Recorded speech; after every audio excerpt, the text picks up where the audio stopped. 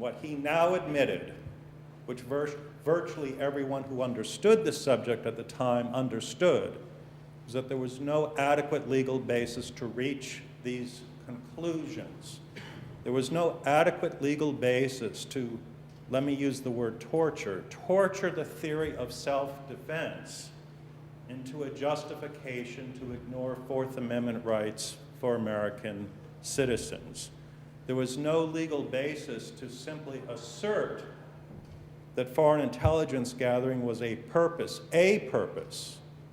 not the primary purpose or not the sole purpose, but a purpose to justify a FISA warrant. Everything about this suggests that the administration pursued illegal conduct against American citizens here in the United States. Now, if there is not a better justification to protect the rights of a former government employee to come forward and blow the whistle, I don't know what there is. And the great tragedy today is that the Congress has chosen instead to immunize the companies that engaged in the legal behavior instead of celebrating the individuals that had the courage and the intelligence to stand up for the Constitution and the acts of Congress. I'm going to stop here and just say, sir, it's actually a great honor to meet you. I think the framers of the Constitution and the people who have worked to enact strong laws to safeguard our democracy would be very proud of what you've done. Thank you.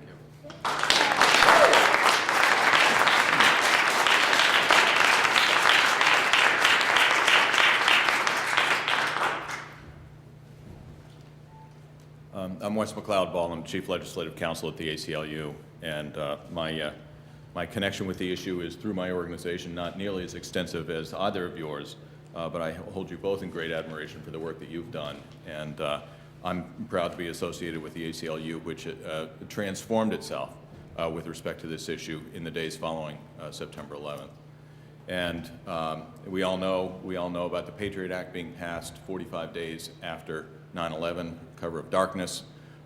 We're facing this year the prospect of reauthorizing 3 sections of the Patriot Act. They're due to expire at the end of the year, and that forms the context for some of my remarks today and for some of the ACLU's work during this legislative year. I just want to say at the outset that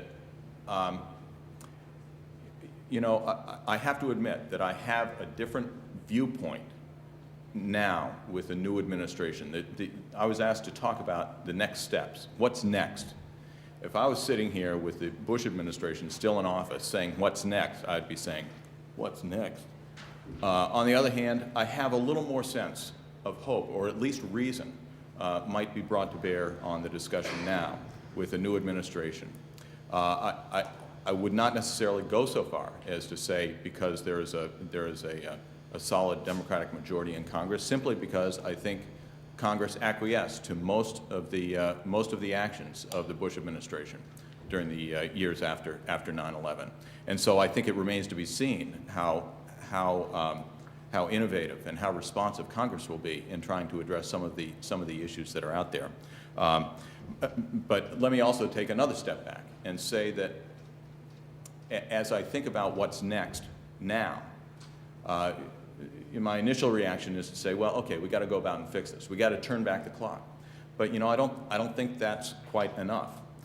I think the problem is much, much deeper than that, and it has to do with the pervasiveness of the problems that create these sets of issues.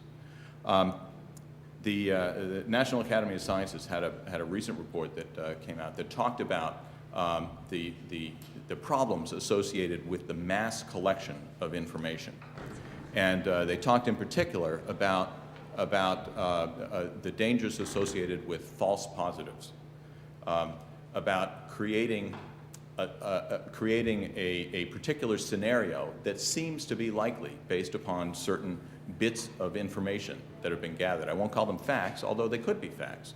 And people can come to completely the wrong conclusion based upon an incomplete set of facts. And I'll tell you a short story, a little off point, but a short story about myself. Back in 2000, on the eve of the presidential election, you may recall that the weekend before the election, there was a story that hit the press about George W. Bush having been picked up for drunk driving. I don't know how many of you remember that, but it was all over the news, and it was a big story. Well, it turned out that started with a local reporter in Portland, Maine, and she didn't want to reveal her source, but she did allow that the source of her information was a lawyer who had attended the Democratic National Convention. Well, I was living in a little town you may have heard of called Kennebunkport at the time. I was a lawyer. I attended the Democratic National Convention. I got a call at midnight from the New York Daily News saying, "Did you know that you've been identified as the source of the George Bush drunk driving story?" And in fact, I didn't, and I was awake for a little while trying to deal with that. Next day at my office, there were news trucks, there were calls coming in from people left and right, some with death threats, all this kind of stuff that generated from this particular set of facts. Turns out it was another lawyer who was at the Democratic National Convention that was the source of the story. And I shudder to think what might have happened had the news reporters known that the fellow who lived 2 doors down from me was the arresting officer and worked with us in tilling our garden and was one of our neighbors. That just would have added to the trauma of the time. But so I just offer that as a way of explaining how this phenomenon can snowball.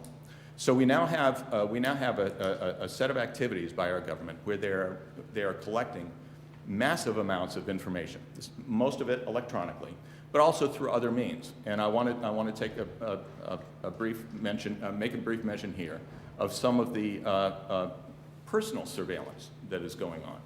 You may have heard the story of Maryland state troopers. They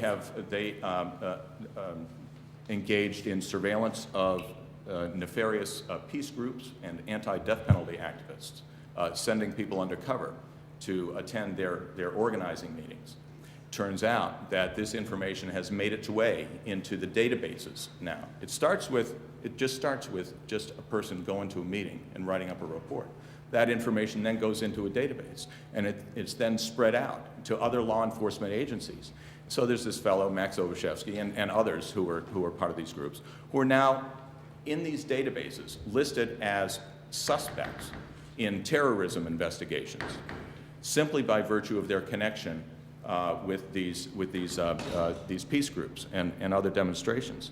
So the problem for people like Max is not just that law enforcement agencies, somebody out in California can pick up this information and come to the wrong conclusion about what Max's nature is and his connection to terrorism. But Max also faces the problem of not knowing who's got this information, not knowing who's drawing the conclusions about him and his activities based upon these things that may be accurate facts, but lead people to draw wrong conclusions. So we have all of these electronic surveillance laws that we are attempting to deal with, and I want to get to a couple of those here in my comments. But I just want to put the overview here that the problem is not just with the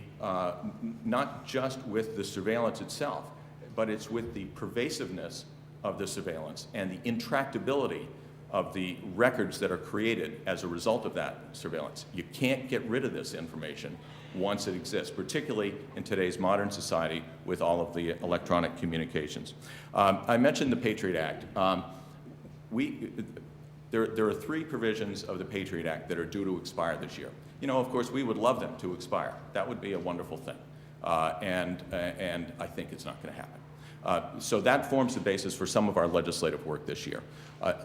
There will be a move to reauthorize these 3 provisions of the Patriot Act. It seems to us that the important thing would be to try to turn that reauthorization effort into an effort to reform all of the provisions of the Patriot Act.